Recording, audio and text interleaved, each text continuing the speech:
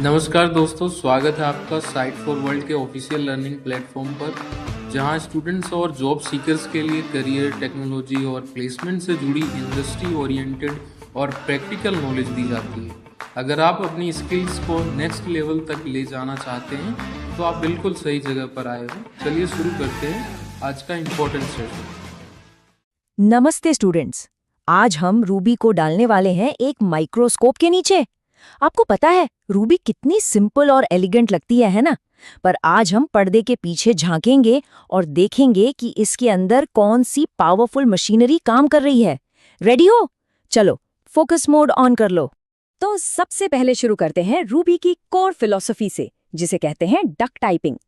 इस कोड का सिंपल मतलब है, रूबी को इससे फर्क नहीं पड़ता कि कोई चीज क्या है, उससे फर्क पड़ता है कि वो क्या करती है। जैसे अगर कोई चीज बतख की तरह चलती है और बतख की तरह आवाज करती है, तो रूबी के लिए वो बतख ही है। समझ आ रहा है? ये कॉन्सेप्ट रूबी की फ्लेक्सिबिलिटी का सबसे बड़ा राज है। आपने भी सुना होगा, रूबी में ना एक मैजिक होता है, चीजें बस काम कर जाती हैं। पर असल में ये मैजिक है क्या? आज हम इसी मैजिक का पर्दाफाश करेंगे। हम इट जस्ट वर्क्स से हियर्स हाउ इट वर्क्स तक का सफर तय करेंगे। ओके, तो सेशन का पहला हिस्सा शुरू करते हैं।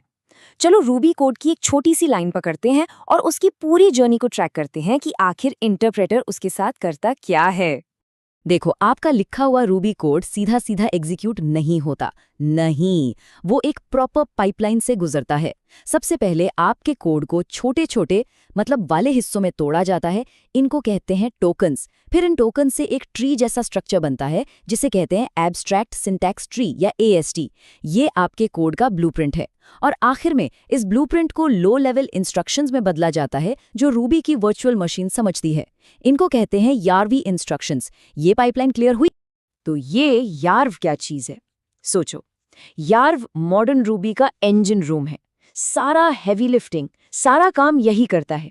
ये ही उन लो लेवल इंस्ट्रक्शंस को रन करता है। और हाँ, ये नाम नोट कर लो, अगर इंटरव्यू में पूछ लिया तो बता पाओगे ना? ओके, अब स्क्रीन पर ध्यान दो। ये ग्राफ सब कुछ साफ कर देगा। शुरू में देखो, YRV इंस्ट्रक्शंस बनाने में थोड़ा सा एक्स्ट्रा टाइम लगता है, इसलिए छोटे मोटे टास्क्स के लिए शायद पुराना रूबी थोड़ा फास्ट लगे। लेकिन आगे जो होता है ना, वही असल गेम चेंजर है। जैसे ही प्रोसेस थोड़ा लंबा चलता है, बूम, यार्व रॉकेट बन जाता है। ग्राफ में आप एक क्रॉसओवर पॉइंट देख रहे हो, जिसके बाद यार्व बेस्ड रूबी वर्जन्स परफॉर्मेंस में आगे निकल जाते हैं। रिजल्ट, लंबे रियल वर्ल्ड एप्लीकेशंस के लिए रूबी लगभग 4.25 गुना तेज हो जाती है। सोचो कितना बड़ा परफॉर्मेंस बूस्ट है ये। चलो, तो अब तक हमने देखा कि कोड एग्जीक्यूट कैसे होता है। यहाँ तक सब क्लियर है? ठीक है, अब आगे बढ़ते हैं और चलते हैं रूबी के डिजाइन के बिल्कुल दिल में, इसके ऑब्जेक्ट मॉडल में। यही है जहां असली मैजिक होता है। रूबी का सबसे पहला और सबसे इम्पॉर्टेंट रूल, यहाँ सब कुछ एक ऑब्जेक्ट है। एवरीथिंग, एक नंबर, एक स्ट्रिंग, एक मेथड, यहाँ तक कि एक क्लास भी, सबके सब ऑब्जेक्ट्स हैं। इस एक बात को हमेशा अपने दिमाग में फिट कर लो। अब एक थोड़ा सा एडवांस्ड पर बहुत ही कूल कॉन्सेप्ट देखते हैं, आइगन क्लास। सोचो, रूबी में हर ऑब्जेक्ट का अपना एक पर्सनल हिडन क्लास होता है, एक सीक्रेट क्लास जो सिर्फ उसी ऑब्जेक्ट के लिए है और किसी के लिए नहीं। थोड़ा अजीब लग रहा है? टेंशन मत लो, अभी एग्जाम्पल से सब क्लियर हो जाएगा। अब स्क्रीन पे देखो, कॉन्सेप्ट बिल्कुल साफ हो जाएगा। लेफ्ट साइड में देखो, नॉर्मल सिचुएशन। हमने दो ऑब्जेक्ट बनाए, ऑब्जेक्ट 1 और ऑब्जेक्ट 2। दोनों हेलो प्रिंट कर रहे हैं। Simple, right? अब राइट साइड में देखो, हमने सिर्फ ऑब्जेक्ट 2 को बोला कि तुम हेलो नहीं बोंजो बोलो, और देखो ऑब्जेक्ट 1 अभी भी हेलो बोल रहा है, पर ऑब्जेक्ट 2 ने बोंजो बोलना शुरू कर दिया। ये कैसे हुआ? हमने सीधा ऑब्जेक्ट 2 की पर्सनल क्लास, उसकी आइगन क्लास में जाके ये चेंज किया। इससे ऑब्जेक्ट 1 पर कोई असर नहीं हुआ। ब्रिलियंट है ना? इस स्टेप का पर्पस समझ आया?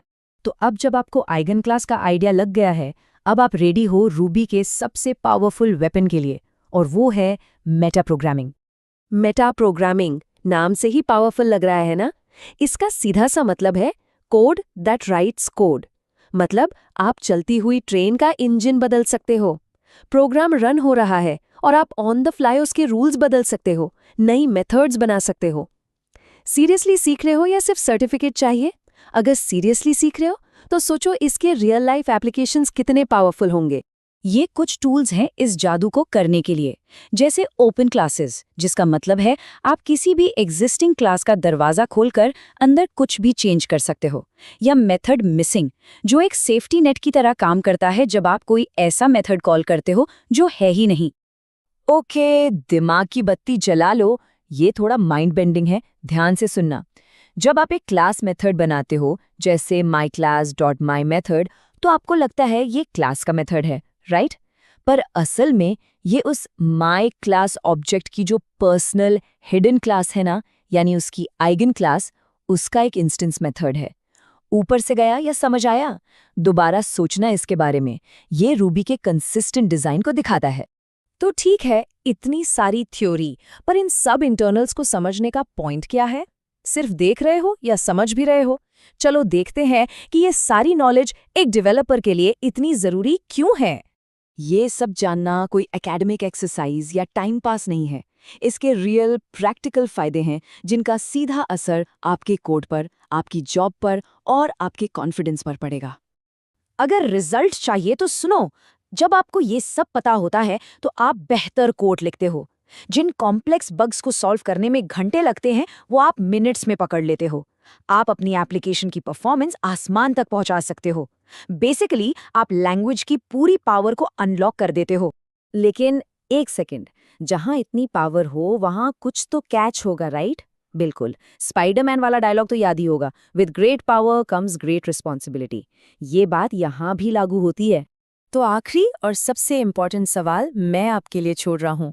बिल्ट इन क्लासेस को मॉडिफाई करने की पावर तो अजीब है, लेकिन ये फ्लेक्सिबिलिटी, फ्रेजिलिटी कब बन जाती है? वो कौन सी लाइन है जिसके बाद आपका कोड इतना डायनामिक हो जाता है कि उसे समझना और मेंटेन करना ही मुश्किल हो जाए? इस बैलेंस को समझना ही एक ग्रेट डेवलपर की पहचान है। तो इस पर सोचना जरूर। अब आपका काम है इसको प्रैक्टिस करना, सिर्फ देखने से नहीं होगा। नेक्स्ट सेशन के लिए रेडी रहना।